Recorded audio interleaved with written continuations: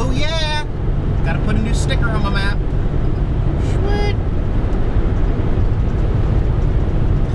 Minnesota, don't you know? Jax, do you know? Okay. Now I'm gonna roll into this Minnesota rest area here real quick, because it's got some travel information, and it's a good chance for me to get a Minnesota map, since I'm not gonna be sticking to highways in this state for most of the trip. So, get my map and figure out what's going on here in case I lose service.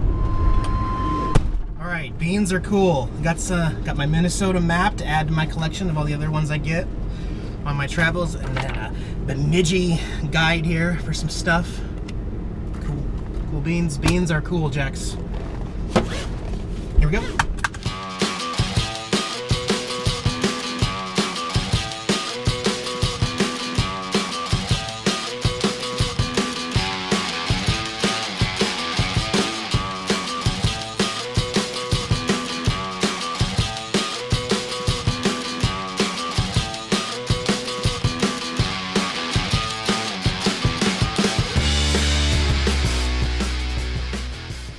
This bridge up here says Bemidji Paul Bunyan State Trail. Oh, this is the new one. Yeah, I read about this, and they built this trail bridge right here to connect one of the longest paved walking trails in the state of Minnesota. So this particular section right here is just keeping the pedestrians off the highway for a no-stop crosswalk. This is fairly new. Yeah, it is. Might be fun to take part of that trail on bike. But let's get into downtown and figure out where we're gonna boondock. Looks like it's a nice day to put the boat out on the water. Minnesota is the land of lakes, so someone like me who loves bodies of water, this would be my state, right? I'm gonna see some pretty neat, massive lakes in the next couple weeks here. Mississippi River. Oh, okay. So this is Lake Bemidji, but it also turns into the Mississippi River. So officially, here in about 5 seconds, I am going to be east of the Mississippi River. Woo! Sweet! How about that?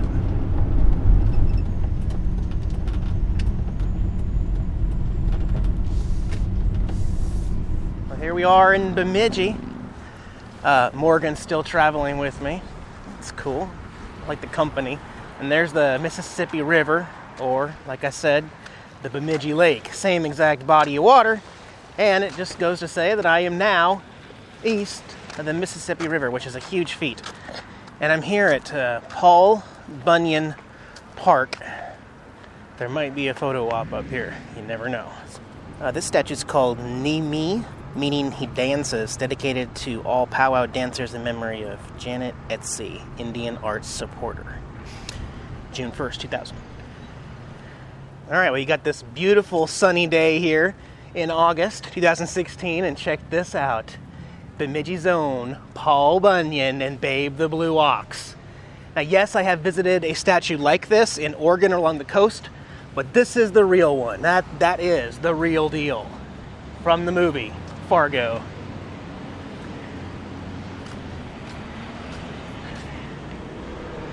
I don't want to give you like a history lesson or anything, but there are like tall tales that Paul Bunyan actually created all of the lakes around this area trying to chase down his missing ox. So his footprints eventually carved stuff in the ground, and then the waters came, and that's what caused the lakes. But yeah, it's pretty cool.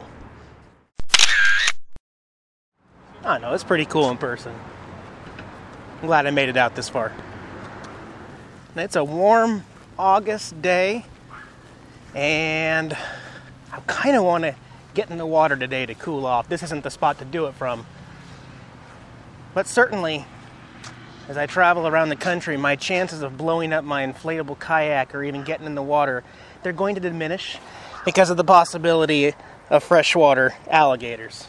So, just something to think about. This is only going to last so long that I can really feel comfortable about jumping in the water, but we'll make the most of it. The sun today just can't decide if it wants to shine or not. It's a really cool little park here. Paul Bunyan Park. It's funny because I kind of feel bad for the town because in a lot of ways they lose a lot of tourists because of their location, because you have to go 120 some miles off the main highway on county roads that are really beat up to get here, and it's just out of the way no matter where you're traveling. But it's definitely worth it. I'm glad I made this little adjustment, and now I'll make the most of it in northern Minnesota instead. All right, and then the other end of the park here, you've got Chief Bemidji, he who rattles.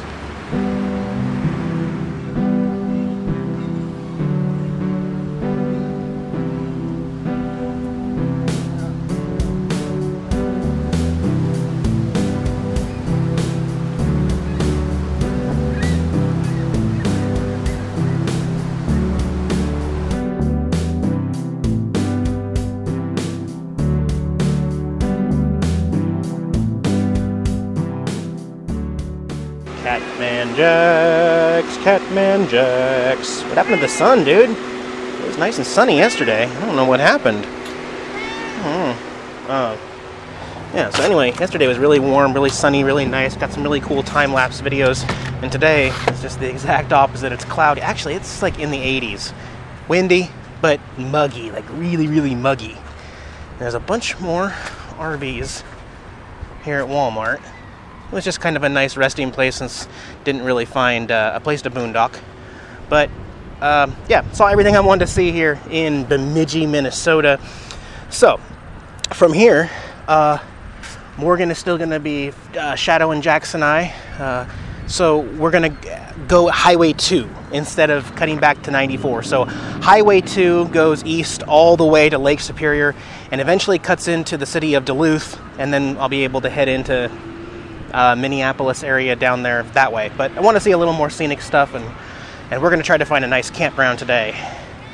And Jax is going to meow at me and just meow and meow and meow and meow. Yeah. How's your puppy friend? Yeah, Morgan has a puppy. Jax likes puppies. Not really, but he puts up with them.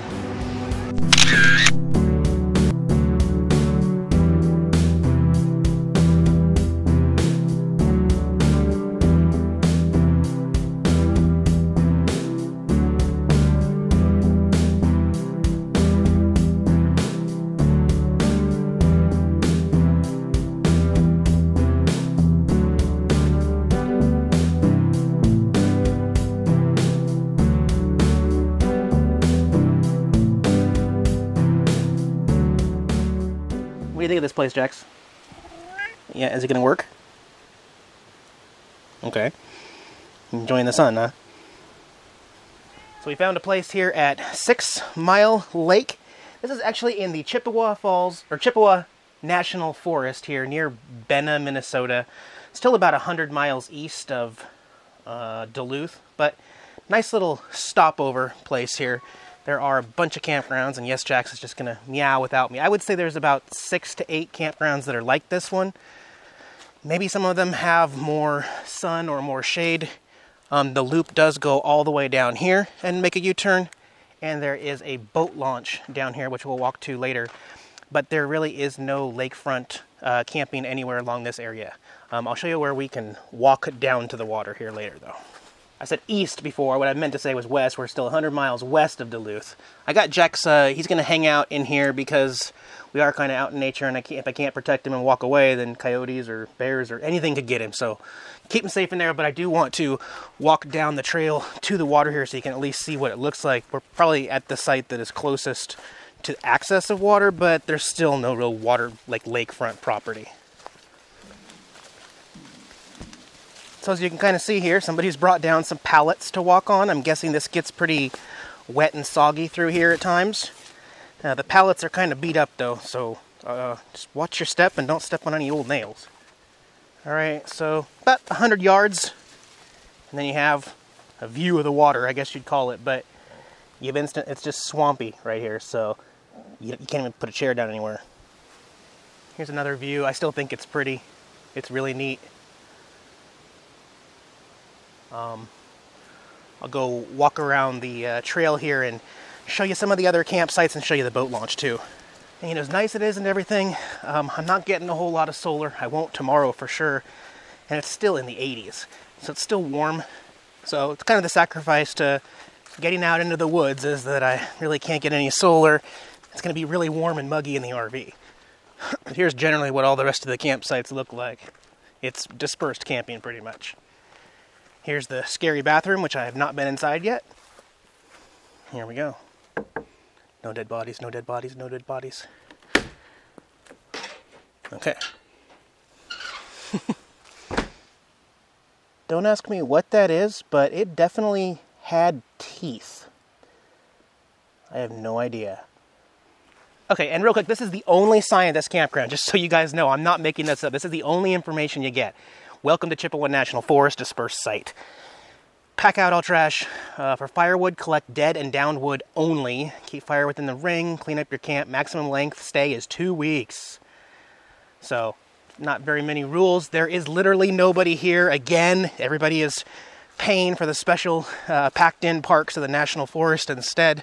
GPS location. Want to visit this place while in the area? Off Highway 2 in Minnesota. I put the direct GPS locations, and for those that were asking how I'm able to do that, I just use my iPhone, go to the compass, and then plug in my spot. It gives me the GPS coordinates. So that's how I'm able to offer that to you. This is the boat ramp spot. That black box up on the tree right there with like slits in the bottom, I have no idea what that is. Sometimes along my travels, I find stuff that I just can't explain, and that one I definitely can't explain. I don't know what that is. Maybe somebody else knows. So there's like a boat charter company thing right over there. That's where the National Paid Park spot is, right next to us. This is 6 Mile Lake here. This could be an okay spot to blow up the canoe or get the inner tube and go out onto the water and cool off today or tomorrow. I kind of wish... it's that weird compromise thing. It's like, if you want the sun, well, you got to park in an open area, and then it gets really hot in the RV. If you want the shade and the trees, you don't get any solar, and it's still hot. So there's it's compromise. So yeah, there you go.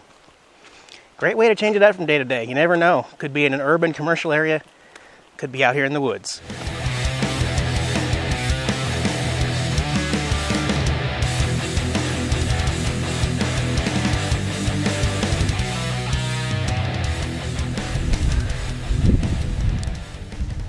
Well, the water's nice and warm. Actually, by the time I get out of the water, I'm probably going to be cold. Right now, just what I needed. I can never get tired of lakes. Unless there's crocodiles. Is there crocodiles?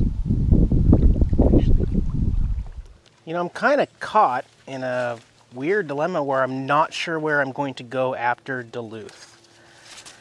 Because if I stay on, that'll break through. If I stay on Highway 2 east, I can actually go up into the upper Michigan Peninsula, and I would essentially then skip all of Minneapolis and Chicago and all the places that are curving around to that spot, my original plan. But it really wouldn't be that bad because, like I said, I would be able to see the upper Michigan Peninsula and a couple other areas. So I'm kind of torn right now. I literally have not decided, and I'm talking with Morgan because it's kind of nice having a traveling companion friend around for the trip as well. So we'll see. I'm just making this up as I go.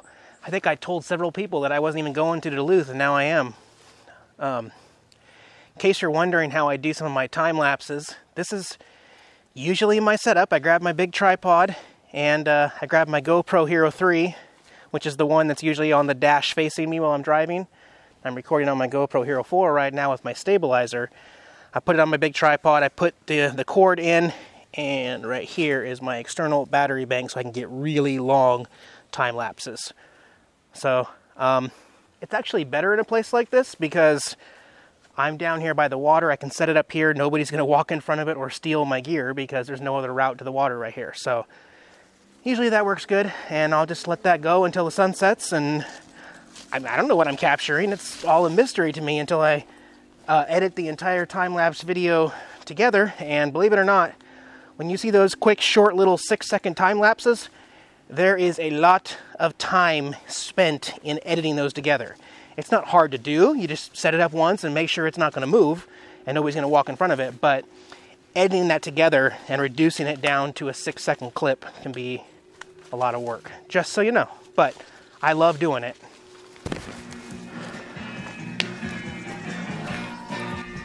Hey guys, this is Jax, my kitty cat. I'm his servant, Eric. Thanks for watching our YouTube channel here on RVing. If you liked the video, give us a thumbs up below. Make sure you subscribe, check out all our other videos, and keep following us on the road. Thanks, guys.